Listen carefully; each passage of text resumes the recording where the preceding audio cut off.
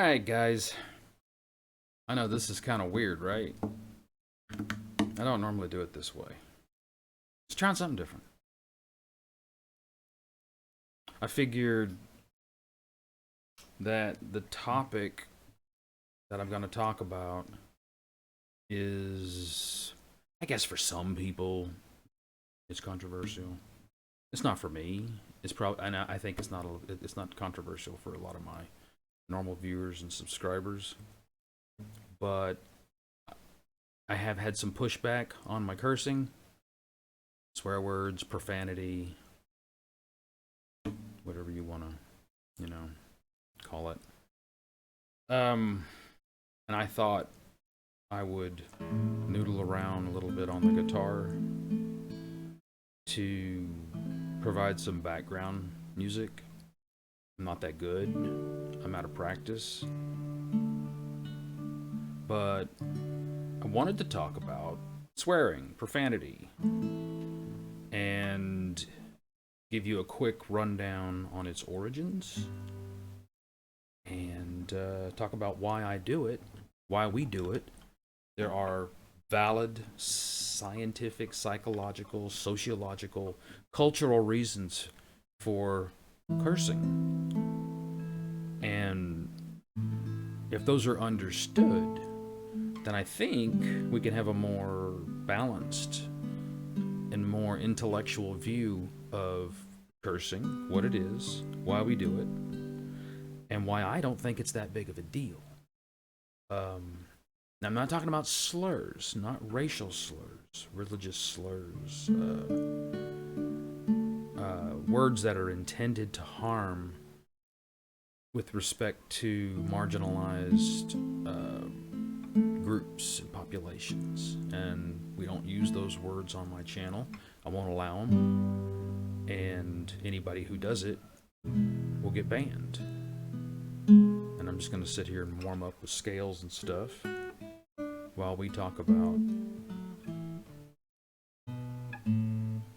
I didn't screw up the G scale.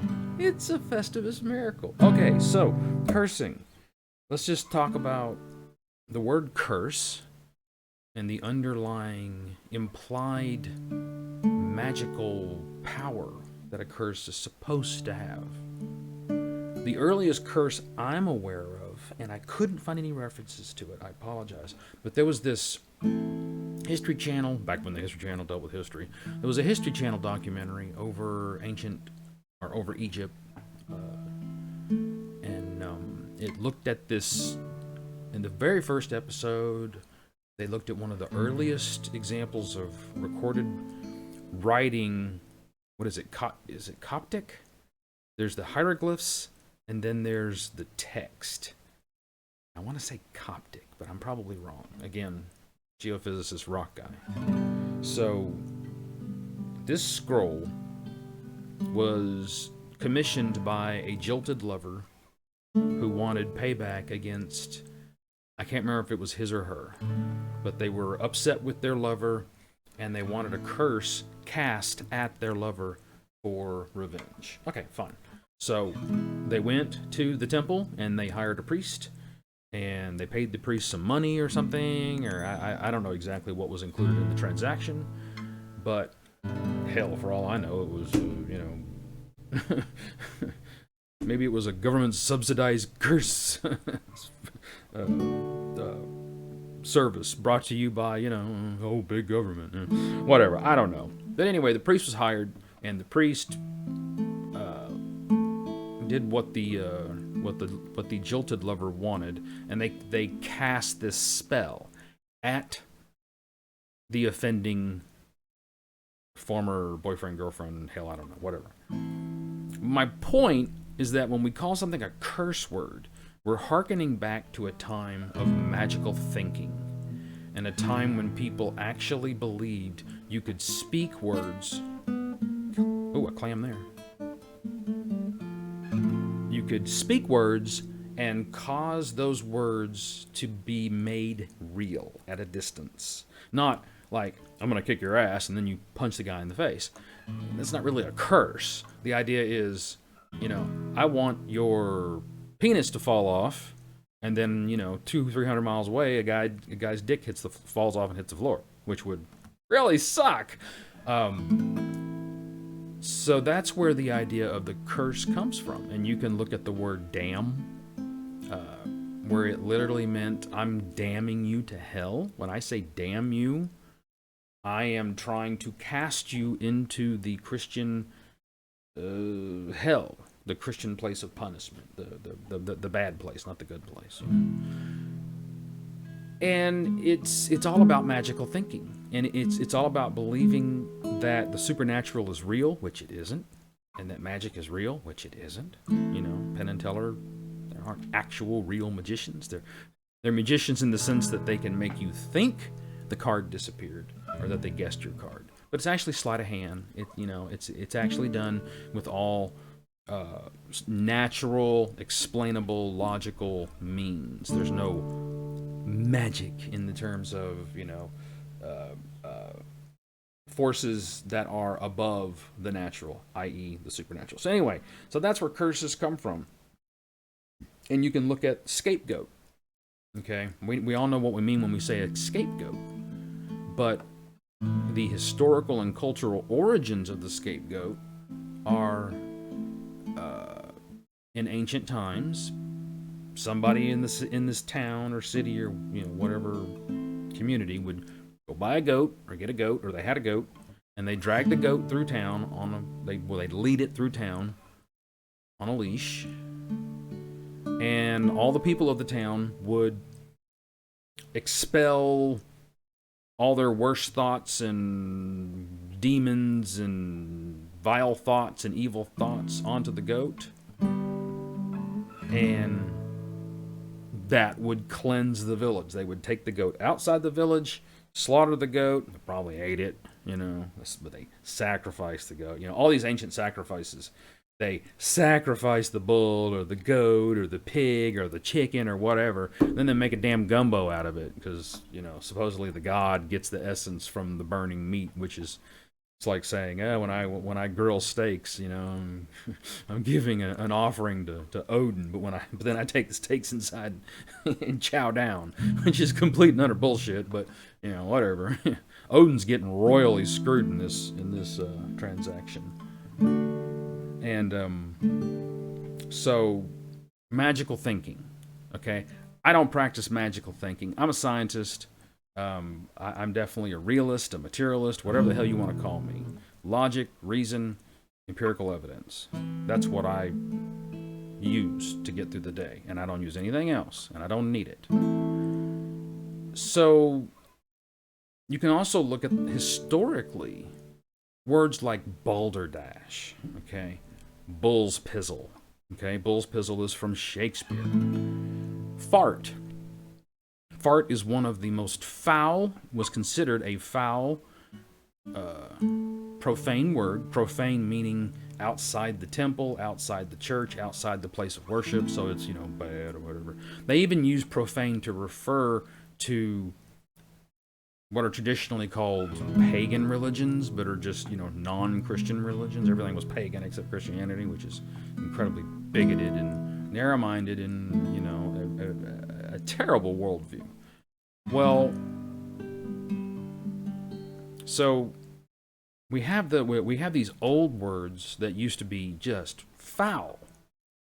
Now we don't care. So how can something be foul 100 years, 200 years, 1,000 years, and now be okay? Well, because social mores change. They develop over time. People change. People, species evolve. And the concomitant behavior and psychology associated with that creature is also affected by natural selection. And it changes over time. That's all there is to it, I was really surprised. Recently I watched a documentary on Mozart. Genius. Love Mozart. I wish I could play his piano concerto in E flat. Just beautiful, beautiful music. And they found many of his letters. And on one of them, he's talking to his mother, and he says, "Oh, by the way, don't shit the bed." Because at the time, I don't know if I can talk and play this. I can't. See, I'm screwing up. But at the time, bodily functions had not, because this was before germ theory, and so they didn't know that human excrement had E. coli in it. They didn't know what E. coli was. They didn't have germ theory. And I did it, but I had to stop talking to do it. Oh, god damn. So anyway, he's like, don't shit the bed to his mother, because it wasn't considered foul. It wasn't considered unclean. It was just shit. You just said shit, and that was the pile of brown stuff that whoever or whatever just moved their bowels over there. That was what was left over after you were done.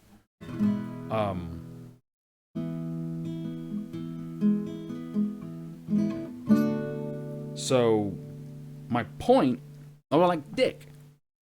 Okay, we all know what dick means now. It didn't mean that in the early 1960s. Dick was a nickname for someone named Richard. And then Richard Nixon comes along and turns out to be this complete turd. And now his nickname is a insulting reference to the male sex organ. Okay? Hey, you dick. Don't be a dick, Now, let's just think about this logically for just a second. Let's be adults here for a moment if we can.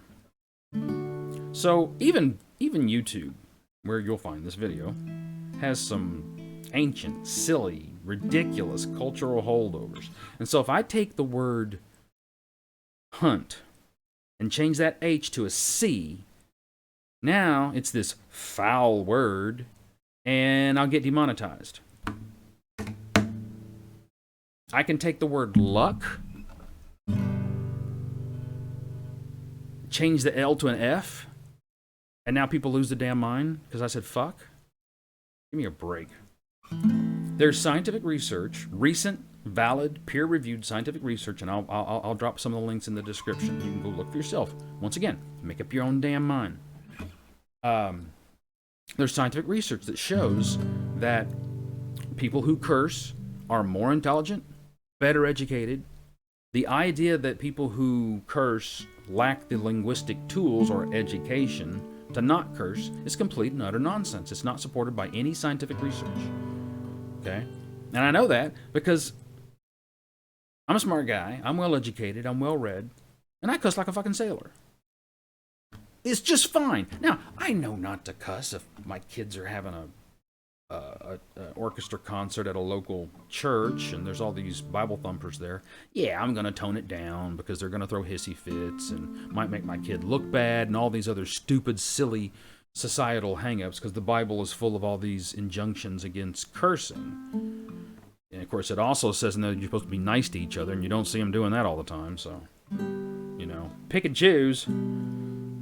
Hypocrites.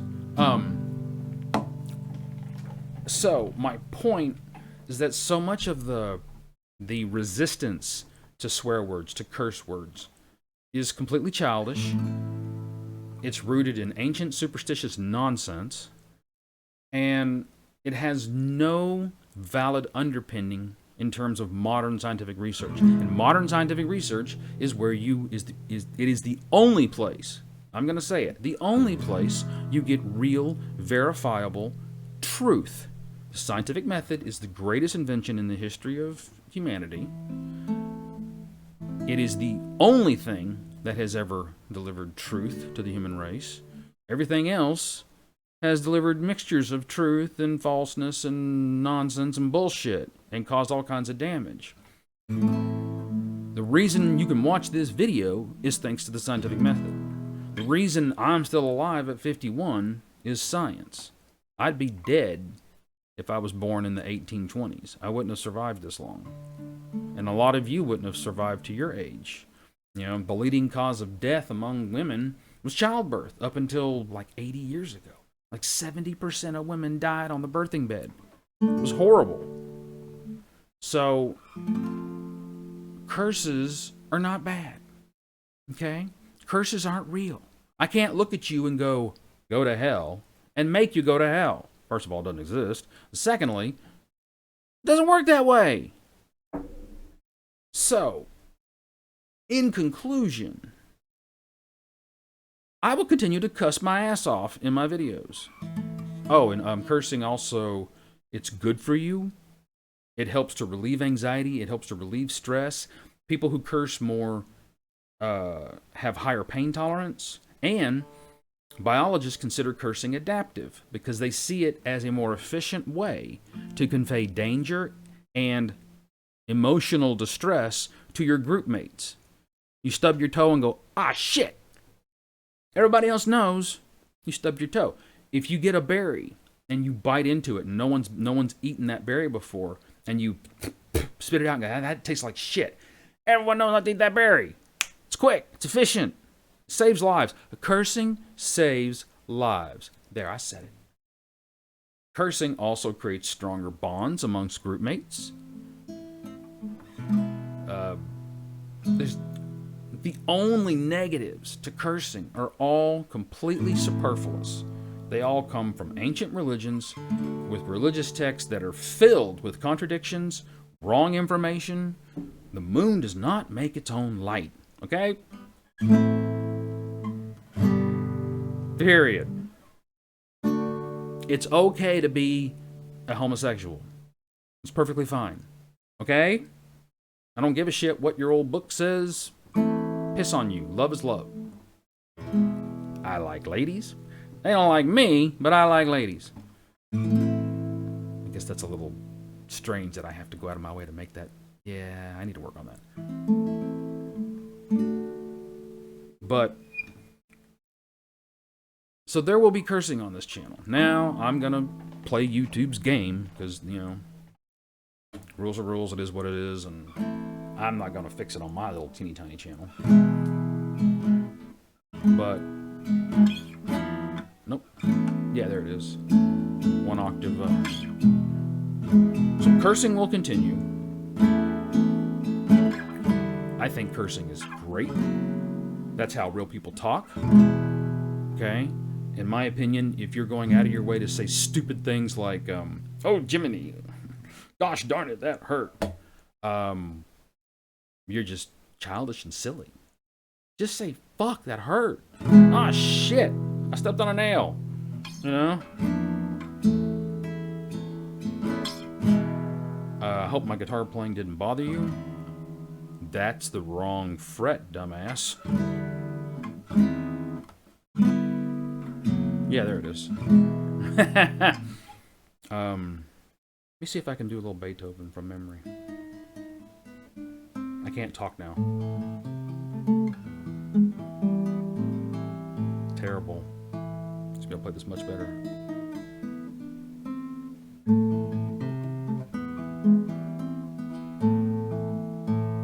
The answer is no. I didn't practice or warm up for this. So yeah, guys, that's cursing. That's my opinion on it. Those are the reasons that I curse. My children curse.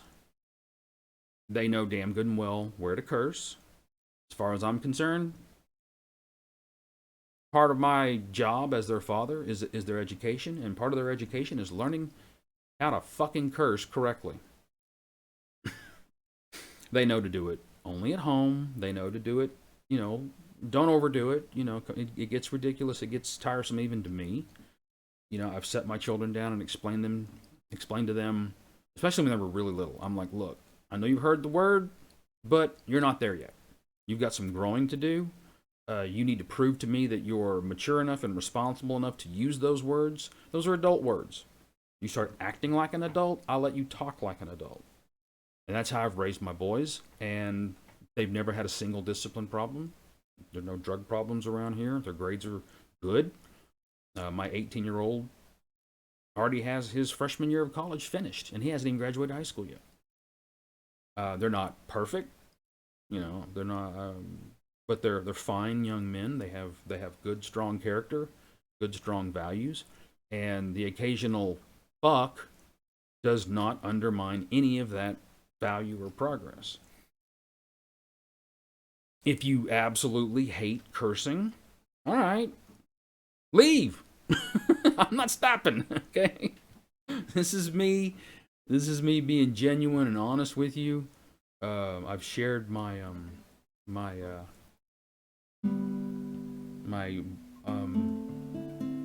wanting guitar skills as I just go through basic chords. I used to be better, but I just only recently started playing again for my own sanity. Can I play closer to the heart? Not really. My pinky won't do what I want it to.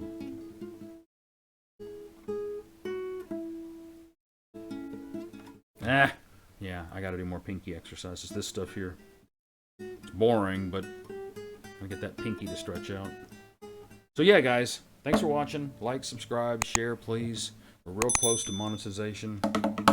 I need the money badly. I hope you didn't mind this format, this talking head strumming guitar.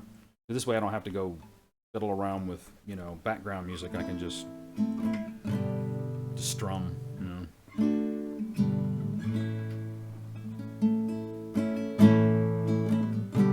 Rush.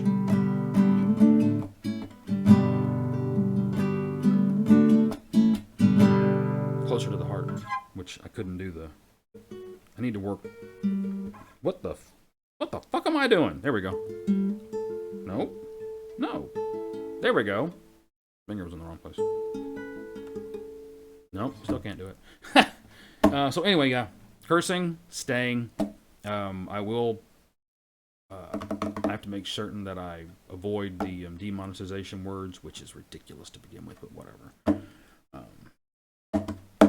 I mean, you know, YouTube needs to focus more on removing false information than people who say, you know, see you next Tuesday. But, whatever. All right, guys. Thanks for watching. Like, subscribe, share, tell your friends, help me out. I'm real close to monetization. Got to grow the channel. But that's why I curse in real life. That's why I curse on my videos. And that's why I won't stop. Thanks for watching, guys. I'll see you.